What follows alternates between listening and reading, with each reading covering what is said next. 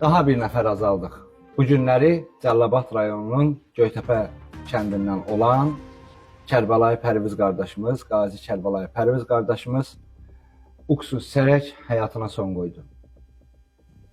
Verilən məlumatlar, ilkin olaraq məlumatlar odur ki, Kərbəlayı qardaşımızın zamanında əlillik dərəcəsi olub, səhv etmirəmsə əlillik dərəcəsi sonradan kəsilib.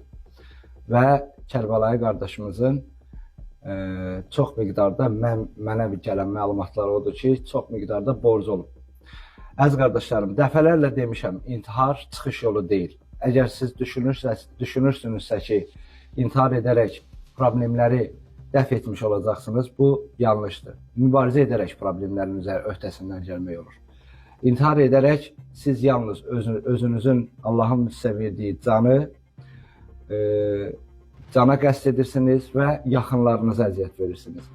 Allah sizi o 44 günlük vətən müharibəsində lazımi təhlükələrdən, kifayət qədər təhlükələrdən qoruyaraq sizə qazilik statusunu verdi. Amma siz Allahın o verdiyi cana qıymaqla Allaha da isyan etmiş olursunuz.